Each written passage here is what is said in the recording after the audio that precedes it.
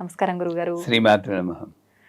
గురుగారు, చాలా మంది పూజల విషయానికి వచ్చేసరికి ఇంట్లో నిత్యం దీపారాధన చేస్తుంటారు, ఆలయానికి వెళ్ళడానికి వీలు పడదు. అలాంటి వాళ్ళు శివుడికి అభిషేకం చేయాలన్నా లేదా ఇంకా వేరే దేవుళ్ళకి ఎవరికైనా అభిషేకాలు ఇలాంటివి చేయాలన్నా విగ్రహం ఉండాల్సిందే అని విగ్రహాలు తెచ్చి ఇంట్లో పెట్టుకుంటారు. ఎవరో ఒకరు చూసి అలా విగ్రహాలు ఇంట్లో పెట్టడం తప్పు, అసలు నువ్వు పూజలు చేయడం కాదు కదా, పెద్ద దోషము, ఏదో ఒక చిన్న బీజం నాటిపోతారు వాళ్ళకి. దానికి టెన్షన్ పడిపోతుంటారు, నిజంగా విగ్రహం పెట్టుకోవద్దేమో, ఇలా రకరకాల సందేహాలు ఉంటాయి. ముఖ్యంగా శివలింగం ఇంట్లో పెట్టుకోకూడదని అంటారు. మరి శివయ్యకు అభిషేకం చేసుకోవాలంటే ఆలయానికి వెళ్ళడం కుదరదు కాబట్టి ఇంట్లో ఉండాల్సిందే కదా అని ఆలోచించే వాళ్ళు కూడా ఉంటారు. పెట్టొచ్చు అంటారా గురుగారు ఇంట్లో శివలింగం? ఎవరి నమ్మకం మీద ఆధారపడింది. ఇప్పుడు నేను పెట్టచ్చని చెప్పినా వాళ్ళు చూసేవాళ్ళు ఆహా గురుకరణమై పెట్టచ్చన్నారు వాళ్ళు పెడుతుంటే మళ్ళీ ఇంకో వీడియోలో అన్న పెట్టకూడదు చచ్చిపోతారు అంటే తీసి పారేస్తారు, ఏ చెట్టు కింద పడేస్తారు. ఈ మనోధైర్యం ఉండాలి. లేకపోతే ప్రతి ఒక్కరు ఊపిస్తారు. నన్ను నమ్మకండి, వాళ్ళని నమ్మద్దు. మీ గట్ ఫీలింగ్, ఆ శివలింగం లేకుండా నేను ఉండలేను అన్న స్థిరమైన అభిప్రాయం రాండి, ఏమైనా పర్వాలేదు అని ఆ భక్త కన్నప్పలాగా ఆయన నోట్లో నీళ్లు పోసుకుని పుక్కిలించి ఉమ్మేడండి శివలింగం మీద. అప్పుడు ఆయన భావన ఏంటి? నాకు పాపం వస్తుందా? కాలు తీసి పెట్టుకున్నాడు మార్క్ కింద, ఎక్కడా భావం లేదు. నా శివయ్య కంట్లో రక్తం కారుతోంది, నా శివయ్య బూజుపట్టు ఉన్నాడు. ఈ భావంతో చేస్తే నువ్వు ఎంత విగ్రహం పెట్టుకున్నా శివలింగం పెట్టుకున్నా, ఆ గుబ్బాలమ్మ అని ఇంత రాయి తీసి పెట్టుకున్నా, ఏ రూపంలో పెట్టుకున్నా నిన్ను రక్షించేవాడే భగవంతుడు. సో నాకు వాళ్ళు చెప్పారు వీళ్ళు చెప్పారు వాళ్ళని బ్లేమ్ చేయడం తప్పు, మనదే తప్పు. ఎందుకు వినాలి? నాకు శివలింగాన్ని పెట్టుకోవాలంటే నీకు ఎందుకు అనుమానం వస్తుంది? శివుడు శ్మశానవాసి. ఆ శ్మశానం నా ఊరు చివరో, ఇప్పుడు ఊరు మధ్యలోనే ఉంటున్నాయి శ్మశానాలు, అప్పుడు ఊరు చివర ఉండేవి. ఊరి మధ్యలోనూ ఉన్న శ్మశానం కాదు ఆ శ్మశానం, ఇది శ్మశానం. దేహంలో ఇది మేర అంటారు, అందుకే విభూతి పెట్టుకుంటాం. అంటే ఏమిటి? ఎప్పుడైనా ఇలా అయిపోవాల్సిందే నేను, ఎవరైనా సరే. అది నాకు గుర్తు తెస్తున్నాడు, వీడే శివుడు. భూత భవిష్యత్ వర్తమాన కాల రూపంలో ఉన్న త్రినేత్రుడే శివుడు. ఎక్కడున్నాడు శివుడు అంటే? శ్మశానం అంటే ఇది కాదు, అది కాదు, ఇది. అది అర్థం చేసుకుంటే నాకు భయం ఉండదు. చెప్పేవాడు శ్మశానంలో ఉన్నాడు, కోపంతో గంతులు వేస్తూ ఉన్నాడు, మనకి భయం శివుడు అంటే. పోనీ మీరు చెప్పారు ఆలయానికి వెళ్తున్నారని, అక్కడ కూడా వెళ్ళకపోతే ఆయనకైనా కోపం వస్తుందని వెళ్ళి వాళ్ళు చాలా మంది ఉంటారు. వెళ్ళాక ఆ ప్రసాదాన్ని మళ్ళీ ఇంటికి తీసుకురాకొద్దా? నిజమైన గురుగారు అంటూనే చెప్తున్నాను. ఆకోదట్టా అన్నాను కానీ ఆకోదు అనలేదు. ఆ తెల్ల పువ్వు ఏదో ఇస్తారు, ఇస్తే మరి ఇంటికి తీసుకురాకూడదు అనుకుంటున్నారు మనం. ఇంటికి తీసుకొస్తే అశుభం, శ్మశానం. అది తీసుకెళ్లి నందీశ్వరుని పెడతాడు. అంటే వాళ్ళు పోయినా పర్లేదు, సాడిస్టిక్ ఫీలింగ్ కదా, లాజికల్ గా ఆలోచించే. నువ్వు ఏం చేయాలి? తీసుకెళ్ళి బయట పడేయాలి. నంది మీద పెడితే ఆయన ఇవ్వాలి పాపం. అది ఏం చేయదంటే ఇంటి బయటకెళ్ళి మరి ఎటు చూసినా నువ్వు మనం చేసేది ఎక్కడో ఫాల్ట్ ఉంది. అంచేత ఇక్కడ ప్రాబ్లం ఏంటంటే ఇంట్లో చేసుకుంటున్నానా, వీధిలో చేసుకుంటున్నానా, ఆన్లైన్లో చేసుకుంటున్నా, అది కాదు ప్రాబ్లం. శివుడు అంటే నాకున్న కాన్సెప్చువల్ ప్రాబ్లం, ఇది మా మూలం. దీనికి ఎవరూ కర్తలు కాదు, మనమే కర్త. శివుడు శ్మశానవాసి.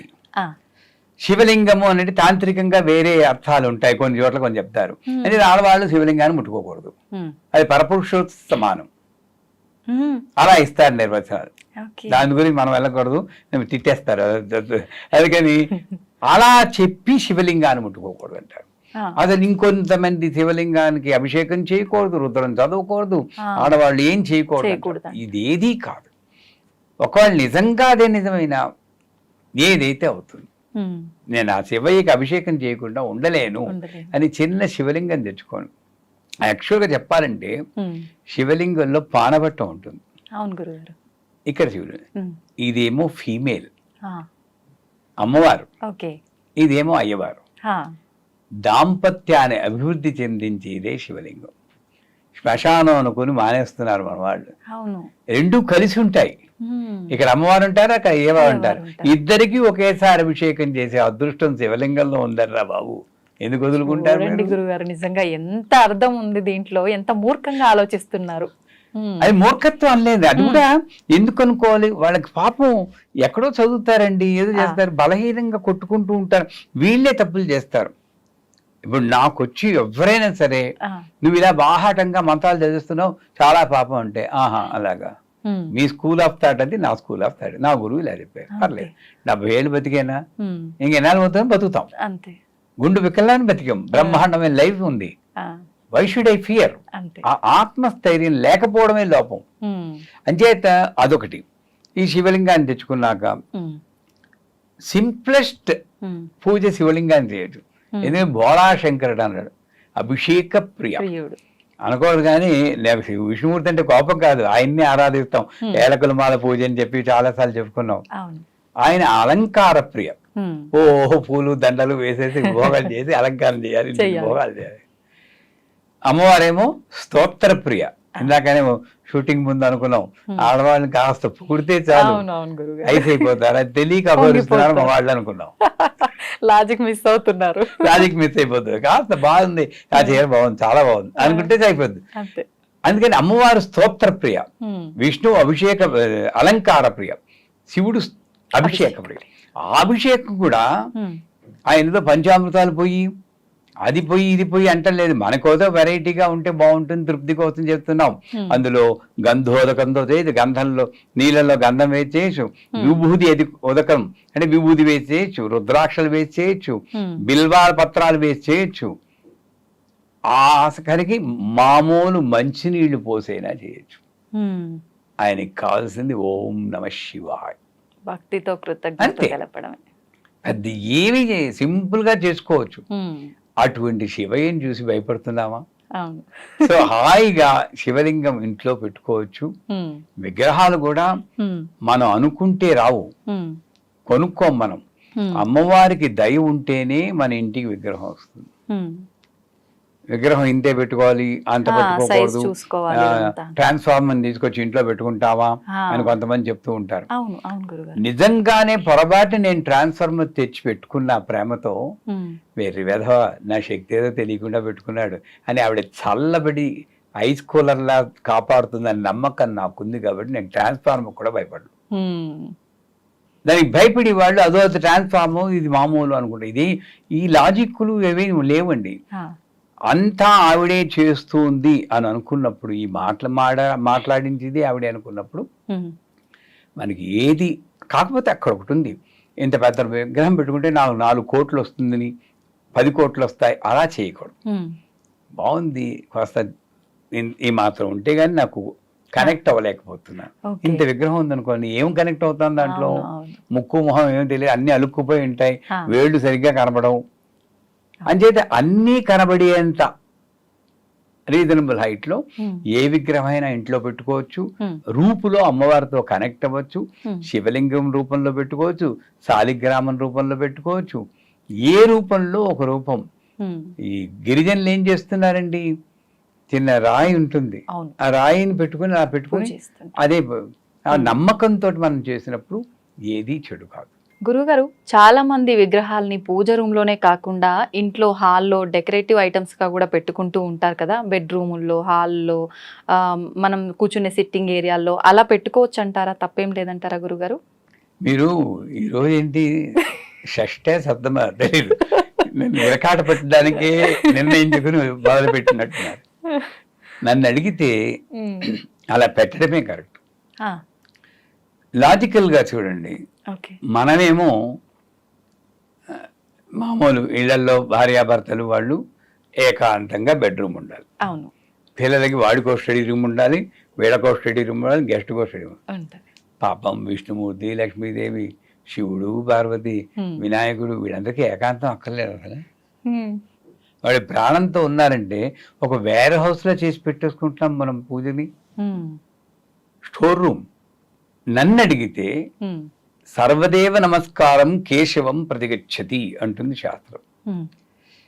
నువ్వు 10 విగ్రహాలున్నా నీ రూములో, మీ పూజ రూములో ఒక్క విగ్రహాన్ని చేసినా అందరికీ వెళ్ళిపోతుంది. అది నిజం. ఏకైవాహం జగత్యత్ర తృతీయాక మమాపర అంటుంది 10వ అధ్యాయంలో అమ్మవారు. 10వ 11వ అధ్యాయం. అంటే ఉన్నది నేను ఒక్కదాన్నే, బ్రాహ్మి, మాహేశ్వరి, కౌమారి, వైష్ణవి అంటే రకరకాల రూపులు. అంచేత అన్ని విగ్రహాలు ఏదో మోతుతో తెచ్చుకున్నా కూడా ఒక విగ్రహం చేసినా అన్నిటికీ వెళ్తాయి. నువ్వు అన్నిటికీ పూజ చేయాల్సిన అవసరమే లేదు మనకి. మనం ఏం చేస్తున్నాం, విగ్రహాలు 4 వినాయకుళ్ళు, 5 ఆంజనేయ స్వాములు, 4 షిరిడి సాయిబాబా, అవునా కదా? వీళ్ళకి మూతలు కూడా తీరు పాపం. సెల్ఫిన్ పేపర్లు వాళ్ళు వేసి ఉక్కిరి బిక్కిరి అవుతుంది. నేను ఎప్పుడైనా పూజ చూసావా మా గతి అన్నట్లు ఉంటుంది వాళ్ళు. ఎందుకంటే మూత తీస్తే మళ్ళీ కడుక్కోవాలి కదండి, మార్చిపోతాయి వెండి విగ్రహాలు. తప్పేనా? నేను ప్రతిరోజు భయంతో ఇక్కడ చూపించు, ఇక్కడ చూపించు, ఇక్కడ అందరికి చూపించాలి, అందరికి పూలు పెట్టాలి, నైవేద్యం అందరికీ తినిపించాలి. ఈ భ్రమలో పడి కొట్టుకుంటున్నాం. అందుచేత మీరు అడిగింది మంచి ప్రశ్న. నన్ను అడిగితే పూజ రూమ్ అంతా కొంచెం ఖాళీ చేయండి, చేసి ఒక్క విగ్రహం, మీకు నచ్చిన విగ్రహం, కులదైవం అంటూ ఉంటారు, వెంకటేశ్వర స్వామి, దుర్గాదేవి, వాళ్ళని పెట్టుకోండి. ఓ దీపం పెట్టుకోండి. మీకు దీక్ష ఇచ్చిన గురువుగారు ఉంటే ఆ గురువుగారు ఫోటో పెట్టుకోండి. మిగతా విగ్రహాలన్నీ వీళ్ళందరినీ పిల్లల రూముల్లోనూ, పిల్లలు మీ ఇంట్లో పిల్లలు ఉంటారు, వంటింట్లో ఉండాలి. వంటింట్లో కూడా అక్కడ సమయపుర అమ్మ అని ఒక అమ్మవారు ఉన్నారు. ఆవిడ అక్కడ ఉంటే చాలా మంచిట, అగ్ని జ్వాలలా ఉంటుంది. అక్కడ చైతన్యవంతమైన ఫుడ్ తయారవుతుంది అంటారు. ఏదైనా సరే అన్నపూర్ణేశ్వరి విగ్రహాన్ని అక్కడ పెట్టుకోవాలి. ఆవిడ రక్షణ వల్ల అమృతం అవుతుంది. సరస్వతి దేవి విగ్రహాన్ని మన పిల్లల రూపంలో పెట్టుకోవాలి. వాళ్ళకి ఒరే అమ్మవారు ఉంది, పొద్దున్న ఏదో ఒక దానం పెట్టుకుంటే పెట్టనంటారు, కానీ మర్నాడు కొంచెం భయం ఉంటుంది. ఒకసారి ఇలా పడేస్తూ ఉంటారు. మెల్లిమెల్లిగా కొంచెం పూజలు నేర్చుకుంటారు. సో ఇలాగా మన ఇంట్లో పిల్లల్ని కూడా మనం మార్చుకోగల శక్తి ప్రతి విగ్రహాన్ని అన్నింటిలో మన ఎంట్రన్స్ లో వారాహిదేవి విగ్రహం పెడితే లోపలికి నెగిటివ్ ఎనర్జీ రాకుండా దుర్గాదేవి, హనుమంతుడు, దుర్గాదేవి, గణపతి, ఈ 3 విగ్రహాలు ఎంట్రన్స్ లో పెడితే లోపలికి వచ్చే శక్తిని అవి చెక్ చేస్తూ ఉంటాయి. వీధి షోలో ఉన్నా కూడా ఈ 3 విగ్రహాల్లో ఒక విగ్రహం పెట్టమంటారు వాస్తులో. అంచేతే లివింగ్ రూమ్ లోనేమో వీళ్ళ ముగ్గురులో ఒకళ్ళని హాయిగా వాళ్ళు అమ్మయ్య మాకు థ్యాంక్స్ చెప్పుకుంటాడు దేవుడు, గురుకరణామయ్య చెప్పారు, మాకు కొంచెం ఫ్రీడమ్ వచ్చింది అనుకుంటారు. వీళ్ళందరినీ డిస్ట్రిబ్యూట్ చేయండి. అప్పుడు ఏంటి, నాకు పూజ రూమ్ కాదు, ఇల్లే దేవాలయం అవుతుంది. మనం ఆ ఛాన్స్ పోగొట్టుకుంటున్నాం. ఇక్కడ మాత్రం నేను ఒకసారి చెప్పాను, అనియన్ అపరిచితుడు అని సినిమా వచ్చింది కదా, విక్రము ఎలా ఉంటాడు, ఇలా తిప్పేటప్పుడు వాడి మారిపోతుంది. మనం అందరం అపరిచితులమే, పూజ గదిలో మాత్రం ఇలా ఉంటాం. బయటకు వచ్చేటప్పటికి ఏమవుతుందని మనకి. అవునవును, నేను ప్రతి రూపులోనూ ఒక విగ్రహం పెడితే ఈ అపరిచితుడు చచ్చిపోతాడు. భయం ఉంటుంది ప్రతి అమ్మో. గురుగారు, ముఖ్యంగా ఇప్పుడు మనం మాట్లాడుకున్నట్టు హాల్లో, ఇంట్లో, వేరే ప్లేస్లలో కాకుండా పూజ గదిలో పెట్టిన విగ్రహాలని మనం కొత్త విగ్రహాలు తెచ్చుకుంటాం. అలా కొత్త విగ్రహాలు తెచ్చుకున్నప్పుడు పాత విగ్రహాలని, పాత దేవుడి ఫోటోలని ఏం చెయ్యాలి అని చెప్పి ఒక సందేహం అయితే ప్రతి ఒక్కరిలో ఉంటుంది గురుగారు. నిజంగా ఆ పాత విగ్రహాలని ఏం చేస్తే బాగుంటుంది అంటారు గురుగారు, తెలియజేయండి. నేనేంటే ఏదో యాదృచ్ఛికంగా ఓ చెయ్యో కాలం విరిగిపోతుంది అనుకోండి, ఆ విగ్రహానికి న్యాయంగా విశాఖపట్నం వెళ్ళారా ఎప్పుడైనా? అక్కడ కనక మహాలక్ష్మి గుడి ఉంది. ఈ 2 చేతులు ఉండవు, మామూలుగా మొండిగా ఉంటుంది. ఎందుకని గురుగారు అలా? అది ముస్లిమ్స్ కాలంలో వాళ్ళు దొంతం చేశారు. 2 చేతులు, చెయ్యి అంగవిహీనంగా ఉంటుంది. మరి అలా పూజలు బ్రహ్మాండమే. అక్కడ పూజ చేస్తే ఇంక కోట్లే మీకు. చాలా బాగుంటుంది, మంచి శక్తివంతం. మరి ఆవిడ చేస్తున్నారు. మన ఇంట్లో విగ్రహం ఒక వేలుకొచ్చో ఇలా అయినా ప్రారంభిస్తున్నాం. ఎక్కడో తేడా ఉందా? ఎక్కడ మన ఆలోచనలో తేడా ఉంది. ఆలోచనలోనే తేడా ఉంది. పూరి జగన్నాథ విగ్రహం కూడా పూర్తిగా పెద్ద ఏం కనబడదు. సో ఆ రకంగా చూస్తే ఒకవేళ విగ్రహం కొంచెం ఏదో కాస్త విరిగినట్టు అనిపిస్తే మనం బలహీనం కాబట్టి ఎప్పుడు దృష్టి వేలు విరిగింది అనుకుంటాం. ఒకటి దాన్ని మర్చిపోవడానికి కొంచెం పక్కన పెట్టేసి అలాగని పూర్తిగా పాడే వీళ్ళు ఏం చేస్తుంటారు, ఎక్కడ చదువుతారో తెలియదు, ఏ వీడియో చూస్తారో తెలియదు, ఆ విగ్రహాన్ని చెట్టు కింద పడేస్తారు. తప్పేనా? అవును. ఇన్నాళ్ళు నువ్వు పూజ చేసేవా, నీ సంసారాన్ని రక్షించిందా? 1,000 కొంచెం ఇలా అయితే చెట్టు కింద పడేయడం అంత తప్పు. బోరు మండు ఆ దేవుడు, రేయ్ నిన్ను రక్షించింది నేనేం రా, నన్ను బయటపడేసావు రోయ్ అని అంత వేడవుడు. మరి అలా ప్రతి ఒక్కటి కూడా మనం పాడేయకుండా పక్కన పెడుతూ ఉంటే ఒక స్టోర్ రూమ్ లాగా అన్ని నిండిపోయి ఉంటాయి కదా గురువుగారు. తెచ్చుకోవద్దంటాను నేను, ఒక్క విగ్రహం చాలు.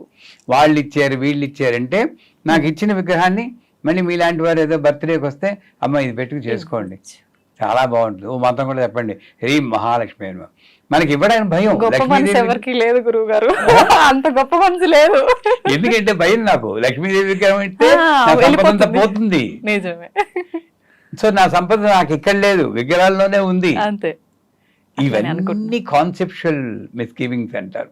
అంచేత ఒక్క విగ్రహం పెట్టుకోండి, ఎక్కువ విగ్రహాలు తెచ్చుకోవద్దు. ఆ ఒక్క విగ్రహం కూడా కర్మగాలు ఏదైనా చిన్న భంగం అయితే పక్కనే పెట్టండి. ఆ విగ్రహానికి మీరు పట్టించుకోకలేదు, కొత్త విగ్రహాన్ని పెట్టండి. అంతేగాని బయట పారేయద్దు. ఆవిడ ఇంట్లో ప్రధాన దేవత, ఇంటికి అధిష్టాన దేవత, ఇంటి యజమాని. యజమాని ఎలా తరుగుతామమ్మా? చెట్ల కింద విగ్రహాలు, ఫోటోలు అన్ని పడేస్తూ ఉంటారు. చాలా భయంకరమైన పాపం అది నన్ను అడిగితే. ఎవడు ఇన్నాళ్ళు రక్షించాడో వాడిని కారుణ్యం లేకుండా పడేస్తాడు. అంచేత విగ్రహాలు, కొత్త విగ్రహాలు అసలు తేవడమే తప్పు. కొత్త విగ్రహాలు ఎందుకు తెస్తున్నారు? ఇది బాధపడిపోయింది అని కాదు. కొత్త విగ్రహాలు ఎందుకు తెస్తున్నారు అది రీజన్. లేదు ఇది విరిగిపోయింది, ఓకే, వ్యాలిడ్ రీజన్. అప్పుడు ఆ విగ్రహాన్ని అక్కడే పెట్టి కొత్త విగ్రహాన్ని ఇక్కడ పెట్టుకోండి. మళ్ళీ దానికి పువ్వు పెట్టాల్సిన పని లేదు. మీకు అంతకీ మైండ్ ఇదైతే పూరిలో 12 ఏళ్లకోసారి ఆ శక్తిని తీసి ఇంకో విగ్రహంలో పెట్టేస్తారు. మీకు తెలుసా? విన్నాను గురువు గారు.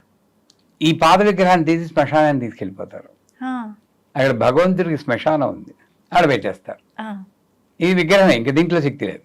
పోనీ అదేదైనా మీకు తెలుసుకుని ఈ పాత విగ్రహం ఉన్నది మయా ఆవాహితేభ్యో సర్వదేభ్య దేవతాభ్యం అని చెప్పి ఇలా చూపించి దీంట్లో ప్రవేశించుగాక అని చెప్పి మైండ్ దాంట్లో సెట్ అయిపోయి ఇంకా అది మామూలు వేగి అలాగనే చేసుకో, ఏదో చేయండి. కానీ విగ్రహాన్ని మాత్రం, పాత విగ్రహాన్ని బయట పారేయకూడదు. గురుగారు, మనం చేసే పనుల వల్ల మనకు పాపపు కర్మలు, రకరకాల కర్మలు వస్తుంటాయి అంటారు. మరి ఆ కర్మల నుంచి మనం బయటపడాలి అంటే ఖచ్చితంగా ఆధ్యాత్మిక మార్గంలో నడవాలని, ఎక్కువగా భగవత్ ఆరాధనలో ఉండాలని చెప్తుంటారు కదా. ముఖ్యంగా మనం చేసే పూజలకి ఫలితం రావాలన్నా కూడా ప్రత్యేకమైన తిథులు, పర్వదినాల్లో చేసే పూజలకి ఎక్కువగా ఫలితం వస్తుంది అని చెప్తుంటారు కదా. అలా చూసుకుంటే శ్రావణ మాసం, ఈ మాసం అంతా కూడా మనకి ఎంతో ముఖ్యమైన పండుగలు, పర్వదినాలు, ప్రతి ఒక్క వారం, ప్రతి ఒక్క తిథి కూడా ఎంతో ముఖ్యమైన తిథిగానే చెప్పుకుంటాం. మరి ఈ మాసాన్ని మనం ఏ రకంగా ఉపయోగించుకోవచ్చు అంటారు? ఎటువంటి పూజా విధానం ఆచరించవచ్చు అంటారు గురుగారు? తెలియజేయండి. బాగా ఆకలేసిన వాడికి పంచభక్ష పరమాన్నాలు పెడితే ఎలా ఉంటుందో, ఆషాఢంలో కొట్టుకుని వాడికి శ్రావణం వస్తే ఎలా ఉంటుంది. ఆషాఢం శూన్యమాసం, ఏ పండగ ఉండదు. రిలేషన్షిప్ కూడా డిస్టర్బ్ అవుతుందని అత్తగారు కొత్త కోడలు కూడా ఒక గడపలు దాటకూడదు అంటారు. అంటే ఏమిటి ఇది? ఎంతను ఆ టైంలో నేచర్ నుండి వచ్చే శక్తి ఆల్మోస్ట్ నల్. మనకి నేచర్ లేకపోతే మనం బతకలేం. నువ్వు భగవంతుని మనం నమ్మినా నమ్మకపోయినా ప్రకృతి రూపంలో ఉన్నటువంటి అంతరా వ్యాపించిన శక్తే భగవంతుడు. దానికి మన కన్వీనియన్స్ కోసం ఒక రూపం కలిగించి పూజ చేస్తున్నా, అది మన ఇష్టం. ఆ శక్తి నాకు కొన్ని రోజుల్లో, కొన్ని పంచమి, దశమి, ఏకాదశి, చతుర్దశి, పౌర్ణమి, ఈ రోజుల్లో చాలా తీవ్రంగా మనకి బాగా హెల్ప్ చేస్తూ ఉంటుంది. అలాగే ఆషాఢ మాసం అనేది శూన్యమాసం అంటారు. ఆ మాసం పూర్తిగా ఈ నేచర్, ప్రకృతి నుండి వచ్చే శక్తి కొంచెం మినిమల్లో ఉంటుంది. దాని తర్వాత శ్రావణం అంటారు. మీరు శ్రావణం అన్న పదం కొంచెం చూసి శ్రవణంలో వచ్చింది శ్రావణం. నారద భక్తి సూత్రాల్లో శ్రవణం, కీర్తనం, వందనం, మధ్యనం వస్తారు 9 నవవిధ భక్తి మార్గాలు ఉన్నాయి. వినికిడి ఫస్ట్, అంటే అప్పుడే మొదలవుతుంది ఈ సంవత్సరంలో. ఆధ్యాత్మిక క్యాలెండర్ లో మొట్టమొదటి పూజలన్నీ అప్పుడు మొదలవుతాయి. తొలకరి జల్లు అప్పుడే పడుతుంది, పంటలు అప్పుడే పండుతాయి. శ్రవణం, శ్రవణం ఎవరికి? ఎవరిది? విష్ణుమూర్తి యొక్క నక్షత్రం. విష్ణుమూర్తి నక్షత్రం. అందుకే ఈ మాసంలో విష్ణుమూర్తి లక్ష్మీదేవి యొక్క పూజలు చేసుకుంటే చాలా మంచిది అంటారు. ధన్యవాదాలు గురుగారు. నిజంగా చాలా మంచి విషయాలు ఎంతో అర్థవంతంగా మా అందరికీ అర్థమయ్యి మేమందరం విని పాటించే విధంగా చెప్పారు. ధన్యవాదాలు గురుగారు. శ్రీమాన్.